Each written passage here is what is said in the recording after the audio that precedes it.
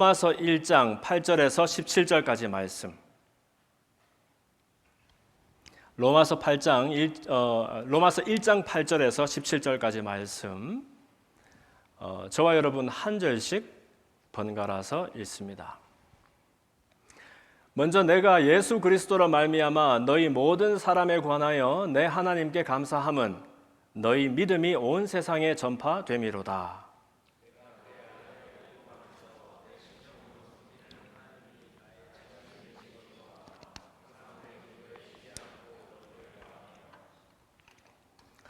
어떻게 하든지 이제 하나님의 뜻 안에서 너희에게로 나아갈 좋은 길 얻기를 구하노라.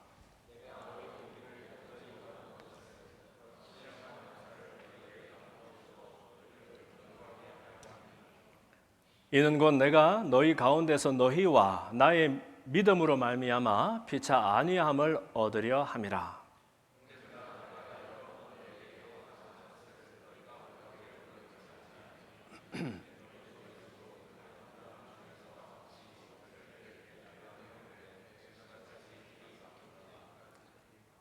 헬라인이나 야만인이나 지혜 있는 자나 어리석은 자에게 다 내가 빚진 자라.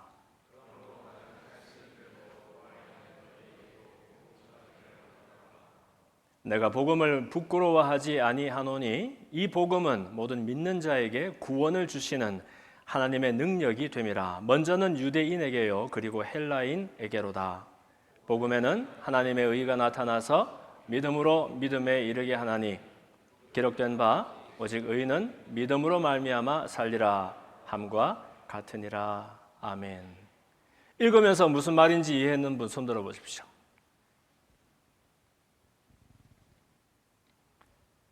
다 집중해서 따뜻하게 읽지 않았습니까? 근데 말이 어렵습니까? 아니면 내용이 어렵습니까? 말도 좀 어려운 것 같고, 말이 어려운 것은 아닌데 우리가 평소에 쓰는 말하고 좀 다르니까. 그리고 또 말은 또 이해된다 손 치더라도 그것이 무엇을 의미하는지 얼마큼 와닿는지 모르겠습니다.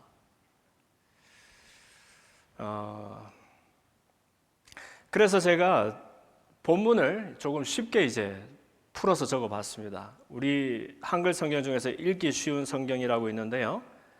그 읽기 쉬운 성경에 있는 내용을 가져다가 또 저 나름대로 이렇게 조금 더 풀어서 쉽게 한번 패러프레이즈를 해보았는데 그 내용을 한번 우리 화면에 띄워주시고요.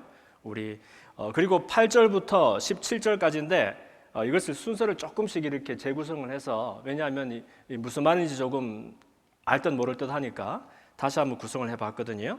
다시 우리 또렷하게. 그러니까 제 이야기를 듣는다 생각하지 마시고요.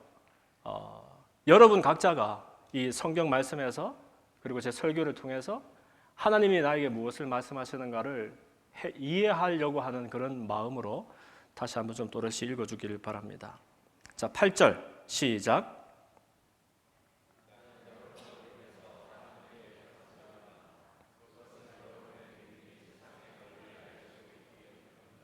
9절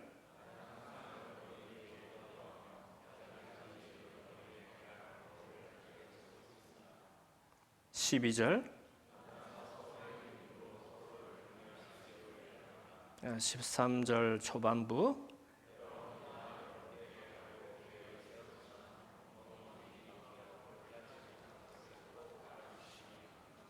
11절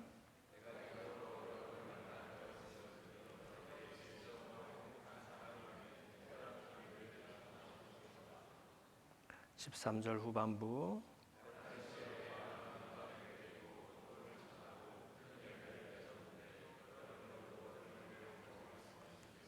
14절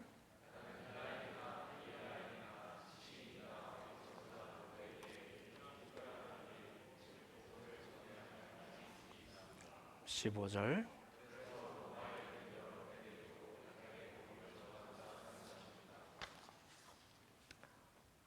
좀 이해가 되었습니까? 우리가 통독 스케줄을 따라서 로마서를 읽었고 또 갈라디아서를 읽었어요.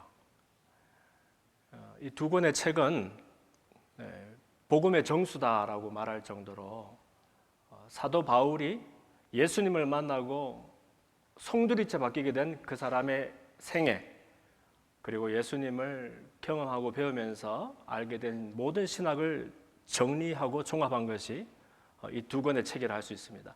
갈라디아서에서는 왜 사람이 하나님을 제대로 알지 못하나, 왜 하나님을 믿지 못하나, 무엇이 걸림돌인가 했을 때 율법에 사로잡혀서 정작 율법을 주신 하나님을 보지 못하게 된 사람을 일깨워주는, 그러니까 하나의 이제 실타래를 풀기 시작하는 그런 책이라고 한다면, 이제 시간이 지난 다음에 사도 바울이 이 사람의 신학을 종합하고 정리해서 이제 아주 체계적으로 이제 기록한 것이 로마서가 되겠어요.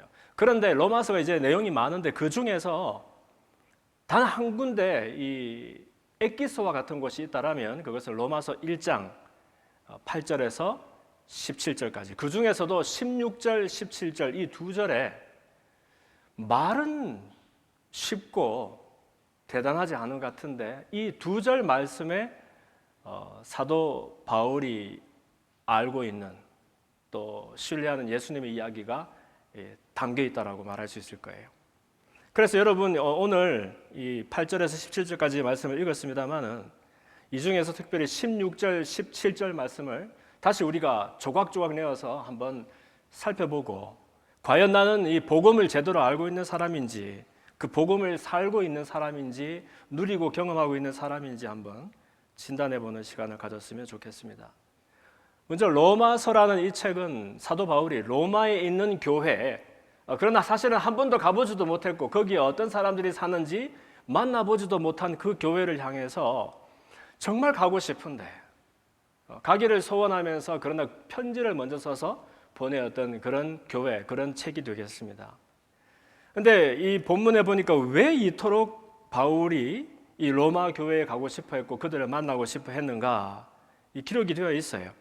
먼저 8절에서 나는 여러분으로 인해서 하나님께 감사합니다. 왜냐하면 여러분의 믿음이 이제 세상에 널리 알려지고 있기 때문에 그렇습니다.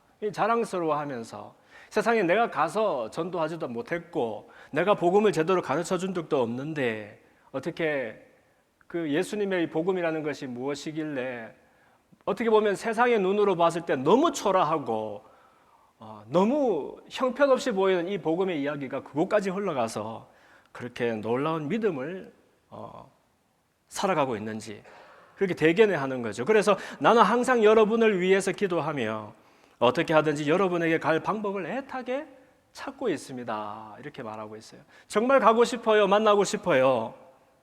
그래서 12절에서 만나서 서로의 믿음으로 우리가 서로를 격려할 수 있었으면 좋겠습니다. 여러 번 이렇게 여러분에게 가려고 계획을 세웠습니다만은 그러나 이상하게 번번이 그 길이 막혀서 그렇게 하지 못했던 것을 여러분 꼭 기억해 주었으면 좋겠어요. 그러면서 이제 11절 이하에서는 왜 이토록 로마 교회를 찾아가려고 했는지 그 이유를 설명합니다. 내가 이토록 여러분을 만나려고 하는 것은 여러분에게 할 말이, 전하고 싶은 이야기가 있다는 거예요. 그게 뭐냐면 진정으로 사람이 행복하게 되는 특별한 비밀이 있는데 이것을 신령한 은사라고 기록했습니다. 이 신령한 은사를 여러분에게 꼭 전하고 싶어서 그렇습니다. 제가 다른 지역의 많은 이방인들에게도 이렇게 복음을 전해봤는데 가는 곳마다 큰 열매를 맺었었습니다. 여러분들에게도 이런 일이 꼭 있었으면 좋겠습니다. 나는 내 스스로를 빚진 사람이라고 생각합니다. 왜냐하면 헬라인에게나 헬라 말을 쓰지 않는 사람에게나 많이 배운 사람이나 어리석은 사람에게나 나는 이 특별한 비밀, 내가 잘난 것도 없고 자격도 없는데 하나님이 거저 알게 해주신 이 놀라운 비밀, 신령한 은사, 즉 이 복음을 전해야 하는 빚이 나에게 있다라고 믿습니다.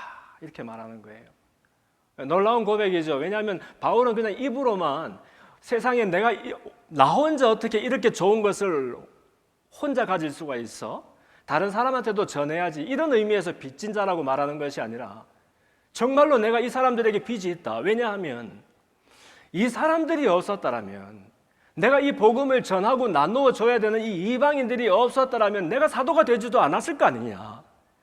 예수님이 나를 일부러 만나 주실 필요도 없었을 것이고, 죄인 중에서 괴수와 같던 이 안에 그 예수님을 혐오해서 예수 따르는 사람들을 공식적으로 죽이려고 덤벼들었던 이 교회의 대적자였던 내가 어떻게 사도와 같은 이런 놀라운 일을 할 수 있었을까?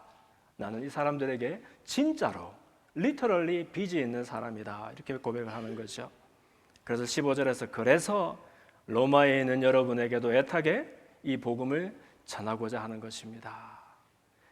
이렇게 말하고 이제 복음이 무엇인지 바울이 전해주려고 하는 이 사람이 사람 되고 사람이 진정으로 행복하게 되는 이 특별하고 놀라운 비밀이 무엇인지를 이제 소개하는 대목이 16절, 17절 이 두 절 말씀에 기록이 되어 있는 거예요. 먼저 우리 화면으로 그래서 16절, 17절 말씀을 한번 보면서요, 여기에 이제 한 구절씩 우리가 따져서 한번 살펴보기를 원합니다. 16절 첫 번째 부분을 보면 뭐라고 되어 있죠? 한번 빨간색 부분을 읽어봅시다. 시작. 나는 복음을 부끄럽게 여기지 않습니다. 이게 무슨 말입니까? 제가 풀어주기를 바라기 전에 먼저 여러분, 이게 무슨 말인 것 같아요? 나는 복음을 부끄럽게 여기지 않습니다. 리서치를 많이 하는 사람, 논문을 많이 쓰는 사람은 먼저 이 구절 읽으면 무슨 퀘스천을 끄집어내야 되죠? 복음이 뭐야? 이렇게 시작해야죠. 데피니션 항상 중요하잖아요. 복음 막 그러는데 교회 가면 막 밥을 다 볶나 봐. 볶음. 이 복음 얘기를 하는데 도대체 복음이 뭐야? 궁금하지 않습니까? 이 복음이 복된 소리다, 기쁜 소식이다 해서 복음이잖아요. 굿뉴스가 되는 거죠. 그럼 뭐가 굿이냐는 거예요. 무엇이 좋길래 교회에서는 맨날 복음 말하는 것일까? 여러분 알 듯 모를 듯 하죠. 그리스 아테네에 가면 아테네 그 다운타운에 지하철역에 보면은 제일 그 가운데 있는 역 근처에 보면 유앙겔리온이라는 역이 있습니다. 유앙겔리온이라는 이 지하철역이 이 유앙겔리온이 복음이에요. 굿뉴스. 이 유앙겔리온에 대한 이야기 아시죠, 여러분? 마라톤 이야기잖아요. 들어봤습니까? BC 490년에 페르시아하고 그리스 연합군이 전쟁을 치릅니다. 그죠? 페르시아는 이제 곧 세계의 가장 큰 이 제국이 되기 위해서 서로 이렇게 진격하고 있던 그런 중이었죠. 그러다가 결국 그 최후의 전투가 어디서 벌어집니까?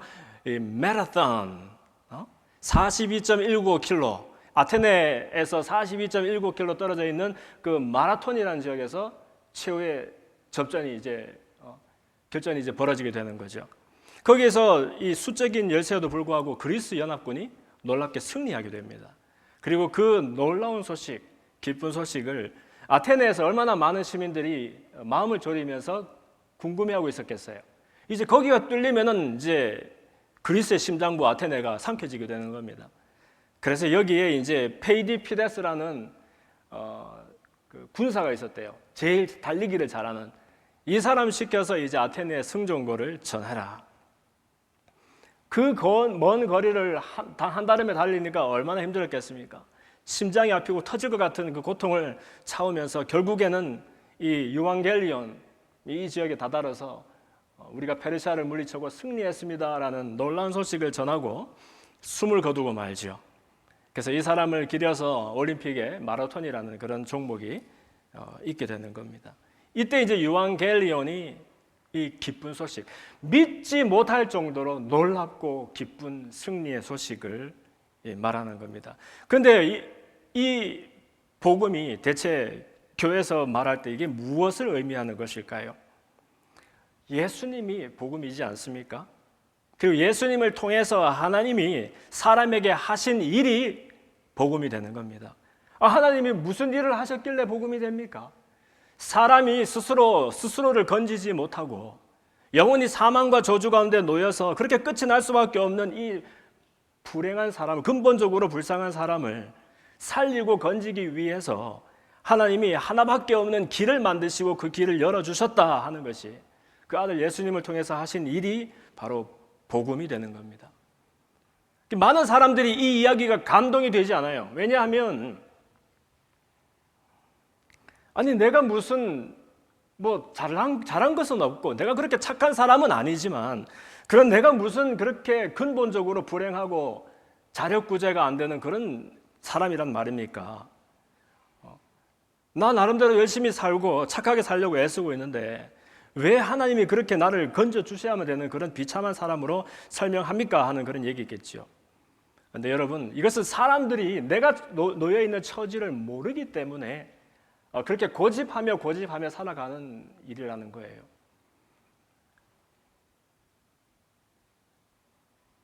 우리는 모두가 행복을 위해서 살아가지만 사실 그 행복을 내가 찾을 수 있다. 그리고 최선을 다하면 그 행복을 찾게 될 것이야 라는 이상한 신화에 사로잡혀가지고 조금 더 많이 가지고 조금 더 많이 이루고 조금 더 높아지면 내가 더 근사한 사람이 되면 그것만큼 내가 더 행복해지고 내 가치와 의미가 만들어질 거야 라는 그런 신화에 사로잡혀서 매일같이 자기 스스로를 고단하게 만들면서 결국에는 참 신기하죠. 왜 그렇게 많은 사람들이 그런 바보라서 속습니까? 그게 아니라 살아있는 동안에 끊임없이 나의 처지를 부인하고 내가 정의하는 그 행복을 따라서 내가 정의하는 행복을 찾아가는 방법을 따라서 그렇게 살다 보니까 결국에는 이 마지막 순간에 가보면 내가 이뤘던 것이 그렇게 부질이 없고 허무가 되고 만약에 마지막 순간에 가서 이렇게 말하는 사람이 있을까요? 내가 한 주먹이라도 더 가졌어야 됐었어. 내가 그때 더 열심히 일했어야 됐었어. 아니 내가 그때 더 착하게 근사하게 살았어야 됐었어. 그러면 더 큰 의미가 되었을 거야. 이런 사람 하나도 없다는 거예요.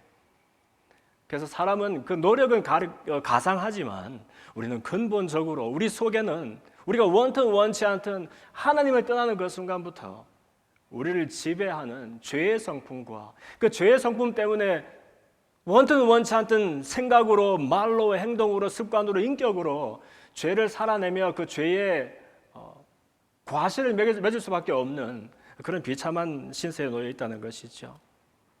그래서 자력구제가 불가능한 우리들에게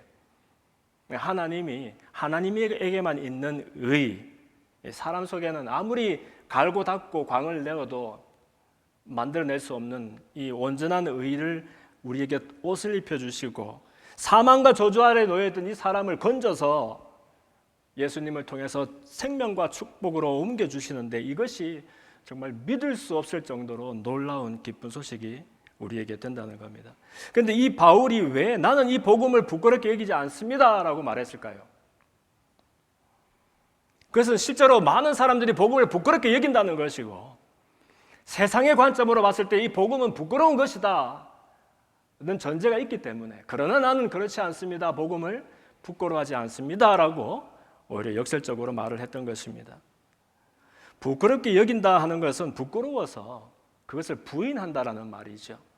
부인한다 그러면 떠오르는 캐릭터가 하나 있지 않습니까? 누굽니까? 예수님이 붙잡히시던 그날 밤에 3번이나 예수님을 부인하며 저주까지 했었던 그의 제자 베드로. 근데 베드로도 사실은 주님을 사랑했던 사람이거든요. 주님을 따르겠다고 결심했던 사람이란 말입니다. 근데 왜 그 사람은 그것이 진심이었음에도 불구하고 심지어 그 연약한 계집종 앞에서조차 예수님을 내가 안다, 그분이 나의 주님이시다라는 고백을 하지 못하고 부인하며 그렇게 저주까지 했어야 됐었던 것일까요? 그것은 이 세상이 하나님을 대적하기 때문입니다. 그것은 이 세상이 예수님을 혐오하기 때문이에요. 세상이 내가 속해 있는 이 세상이 온통 예수님을 혐오하고 있다는 것을 알면서 그러나 나는 나 혼자서라도 예수님을 사랑합니다. 예수님이 나의 주님입니다라고 고백하는 것이 쉽지 않았던 것이에요. 사실은 예수님이 왜 아들로 이 땅에 오셨어야 됐습니까? 예수님은 하나님의 아들이라 그러잖아요. 그럼 한국 사람들은 아들 그러면 아버지하고 쏙 빼닮은 아들 이렇게 생각합니다. 아니에요.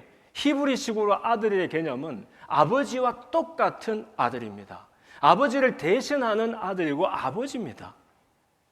만약에 사람의 몸을 입고 이 땅에 일부러 오셔야 되는 이 예수님이 아들로 오시지 아니하시면 여러분과 제가 우리가 섬기는 하나님이 한 하나님인 것을 어떻게 확신할 수 있습니까?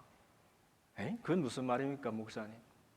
여러분이 이때까지 믿어온 하나님하고 제가 지금 믿고 있는 하나님하고 알고 보니까 한 하나님이라는 것을 어떻게 우리가 알 수 있어요? 오히려 반대 경우가 더 많지 않겠습니까? 여러분 머릿속에서 있는 하나님, 제 머릿속에 있는 하나님, 알고 보니까 우리 같은 하나님 얘기하고 있는 줄 알았는데 다른 하나님이었는데요. 이런 경우가 더 쉽지 않겠습니까? 그래서 히브리 사람들은 하나님을 얘기할 때 어떻게 얘기합니까? 내 아버지의 하나님, 아브라함의 하나님, 야곱의 하나님, 이삭의 하나님, 내 조상의 하나님이라고 얘기를 합니다. 왜냐하면 내 조상은 살다 죽었는지 모르지만 내 조상을, 내 아버지를 불러주셔서 그분의 아버지가 되어주셨던 그 하나님, 그 이야기는 고스란히 남아있으니까, 그리고 그 조상으로부터, 그 아버지로부터 내가 나왔으니까 이제는 나의 하나님이 된다는 거예요. 아들 예수님이 이 땅에 오시지 아니하셨으면 그 아들을 통해서 그 아들의 아버지 되시는 하나님, 사실은 본체가 하나님이시지요. 그 한 하나님을 섬긴다는 것을 우리가 어떻게 알게 되겠습니까? 그래서 예수님 늘 입으로처럼 말씀하시잖아요. 아들을 본 사람은 하나님을, 아버지를 본 사람이다. 아들을 믿는 자는 아버지를 믿는 사람이다. 아들을 사랑하는 자는 아버지를 사랑하는 자다라고 이렇게 말씀하셨잖아요.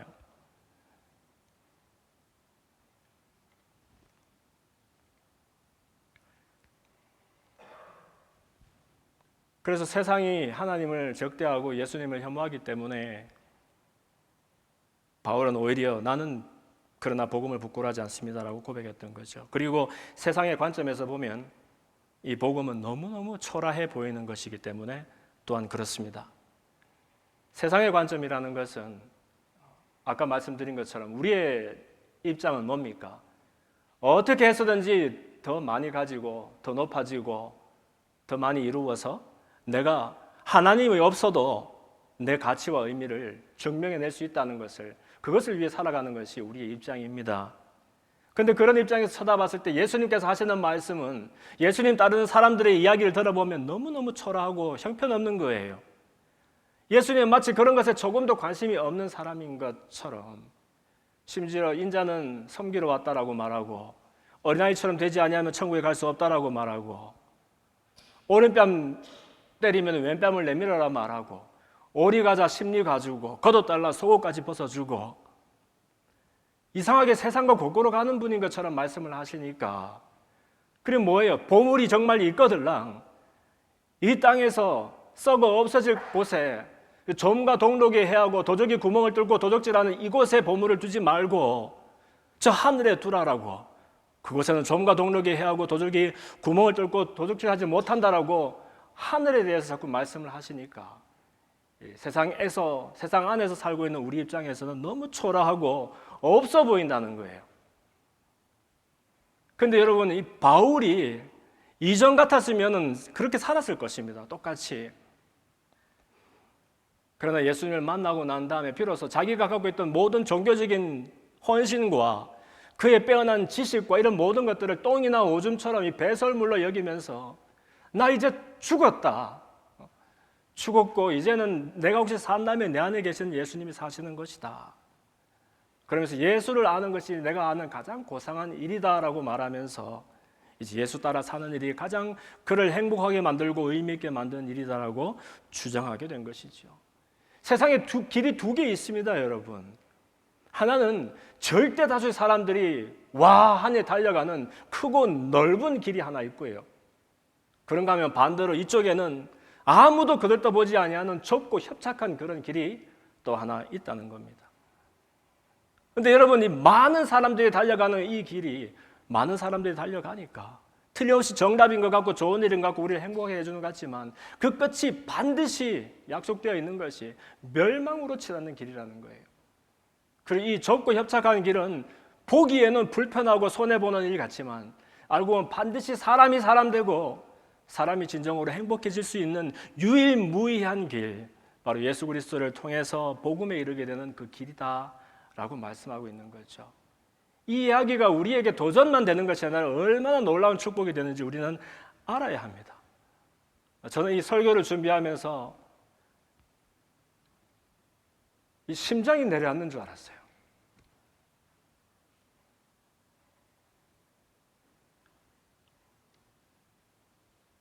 남도 아니고 목사이고 목회자이고 선교사도 해봤고, 그러면서 정말 내 안에 이 복음으로 인해서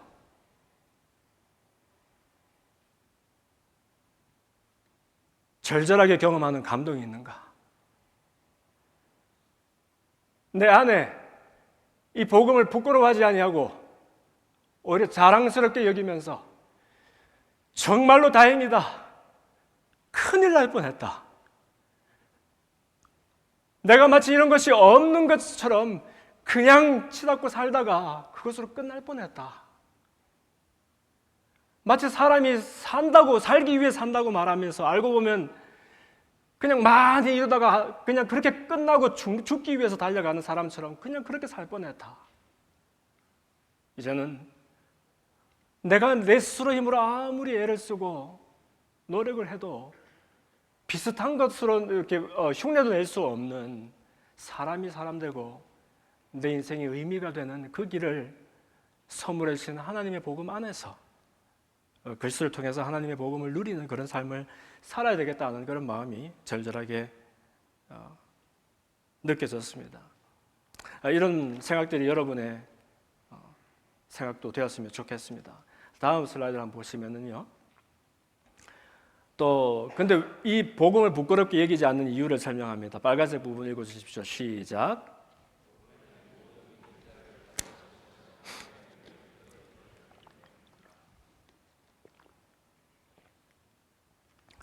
복음에는 모든 믿는 자를 구원하시는 하나님의 능력이 들어있기 때문입니다. 복음을 부끄럽게 여기지 않습니다. 왜냐하면 복음에는 능력이 있기 때문입니다. 어떤 능력입니까? 하나님의 능력입니다. 어떤 하나님의 능력입니까? 믿는 자를, 모든 믿는 자를 구원하시는 하나님의 능력이 들어있기 때문입니다. 그러면 또 여러분 질문해야죠. 여러분 이 본문을 지루한 제 설교를 듣는 게 아니라 설교 들으면서 성경 말씀을 제대로 읽는 사람 같으면 질문이 딱 떠올라야죠. 무슨 질문입니까? 그럼 믿는 게 뭡니까? 그렇죠? 나는 복음을 부끄럽게 여기지 않습니다. 복음이 뭡니까? 모든 믿는 자를 구원하시는 하나님의 능력이 들어있습니다. 그럼 믿는 게 뭡니까? 이런 질문이 떠올라야죠. 믿는 게 뭐예요, 여러분?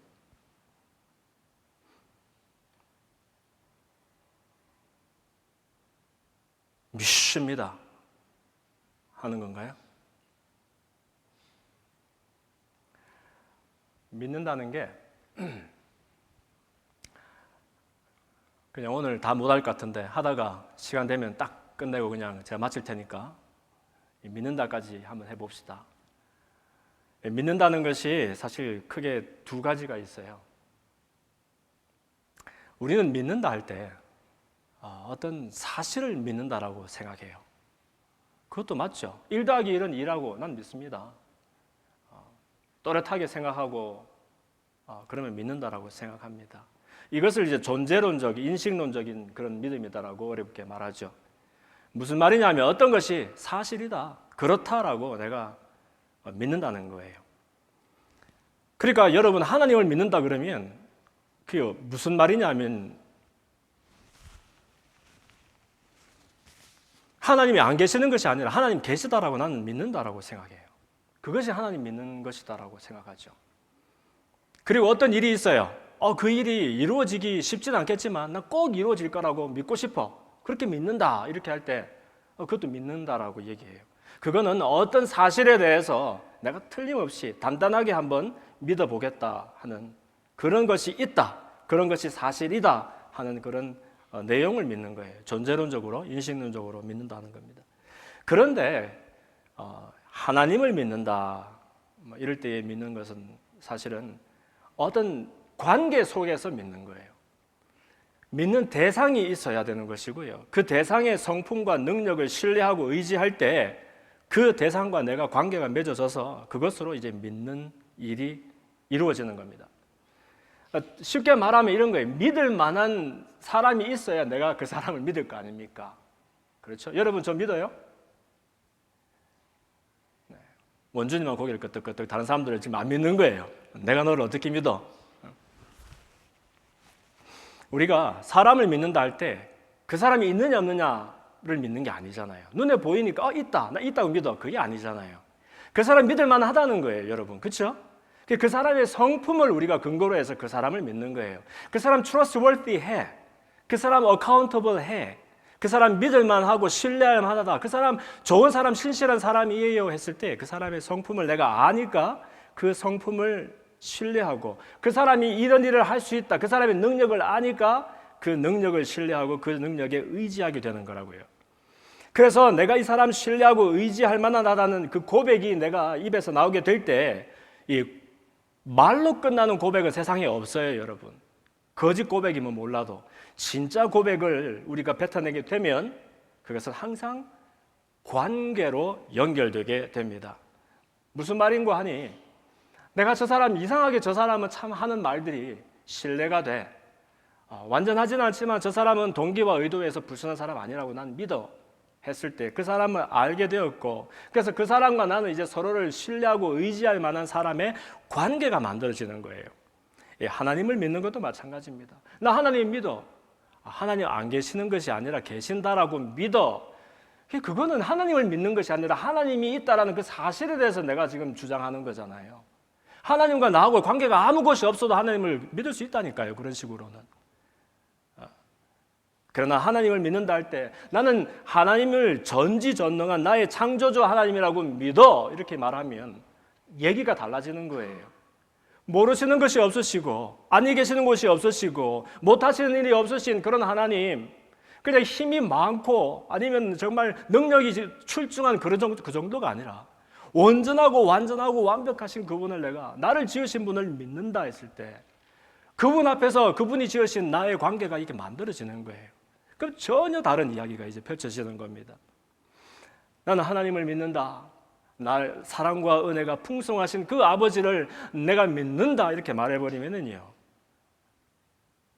그러면 마치 부모가 자식을 위해서 정말 아낌없이 모든 것을 내어주고 사랑하고 돌보는 것처럼, 나는 비록 연약하고 모자란 것 투성이지만 내가 잘한 것 못한 것을 따져서 비례해서 그만큼만 사랑하고 은혜를 베푸시는 그런 하나님이 아니라, 내가 나를 봐도 못마땅하고 정말 몹쓸 사람인데 그럼에도 불구하고 내가 그분의 자녀라는 그 이유 하나만으로 나를 완전하고 온전하고 완벽하게 존귀하게 사랑하고 돌봐주시는 그 하나님을 믿는다 했을 때 전혀 다른 이야기가 되는 겁니다. 이거는 전혀 다른 이야기가 되는 거예요. 그래서 믿는 자를 구원하시는 하나님의 능력 했을 때 이 믿는다는 것은 지극히 관계적인 일입니다. 고백은 말에서 끝나지 않습니다. 반드시 관계로 연결되게 됩니다. 베드로의 고백을 보십시오. 너는 그럼 나를 무엇이라 하느냐? 주님을 보니 주님은 그리스도십니다. 살아계신 하나님의 아들이십니다. 이렇게 고백했을 때 그렇게 말만 하고 끝나는 관계가 세상 천지 어디 있어요? 그러니까 이제 주님은 메시아 기름 부으신 분이시요 나를 살리러 이 땅에 오신 분이십니다. 그리고 하나님의 아들이시요 눈으로 보지 못하는 하나님을 우리가 볼 수 있게 하기 위해서 우리에게 사람 몸을 입고 오신 우리의 살리시는 주님이십니다라고 고백했을 때 이제는 이 무슨 말이에요? 내가 이제 주님 가시는 곳이라면 죽는 자리에까지 아낌없이 나가겠습니다라는 그런 고백과 그 주님을 제자로 따라 나서는 관계가 이제 비롯되고 시작이 되는 것입니다.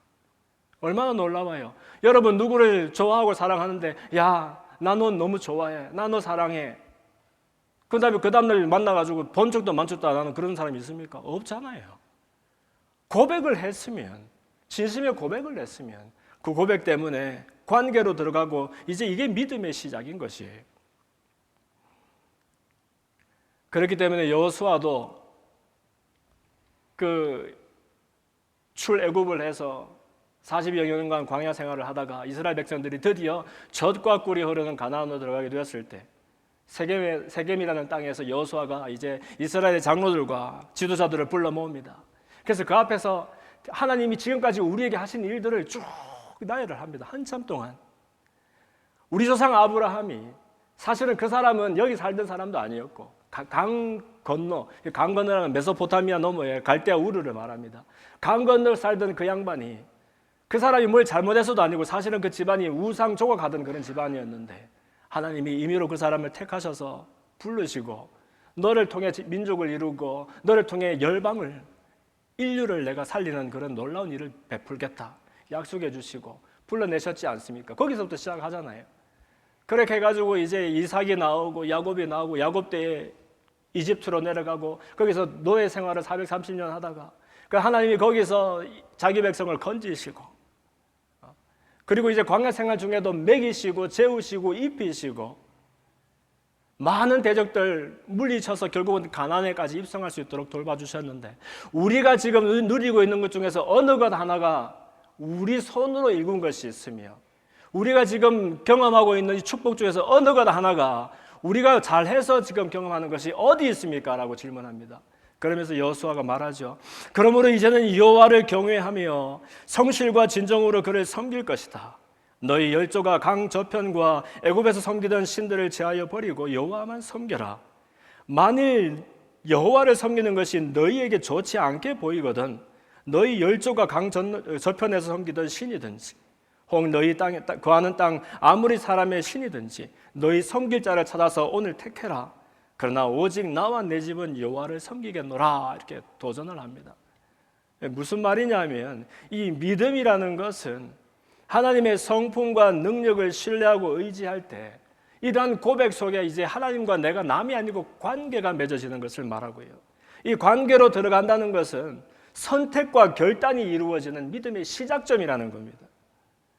그래서 항상 두 가지 길이 우리 앞에 펼쳐지고 항상 두 가지 보따리가 펼쳐지는 거예요. 신명기 30장 15절 말씀을 보면 보라 내가 오늘날 생명과 복과 사망과 화를 내 앞에 두었으니, 생명과 사망, 축복과 저주 네 앞에 두었다는 거예요. 택하라는 거예요. 이거는 왜 교회는 항상 양자택일 하라고 그럽니까? 우리가 세상 안에 산다면서요. 세상을 위해 교회가 존재한다면서요. 그런데 왜 항상 양자택일입니까? 이렇게 질문할 수 있는데, 이것은 세상을 혐오하거나 등지라는 말이 아니라 절대로 한 사람이 두 주인을 섬길 수가 없잖아요. 세상이 우리가 보기에 행복하게 보이게 하는 그런 것들이 우리에게 주인이 되어서 안 되고 양자택일하라는 거예요. 생명과 축복이냐 사망과 저주냐. 그래서 이런 믿음이 우리 안에서 생기는 것이 아니라 하나님이 우리를 불쌍히 여기실 때에 그분의 의의 옷을 입히시려고 우리에게 믿음을 선물하신다는 거예요. 그래서 복음에는 예수님 통해서 우리를 살리시는 하나님의 일, 복음에는 모든 믿는 자를 구원하시는 하나님의 능력이 들어있기 때문입니다.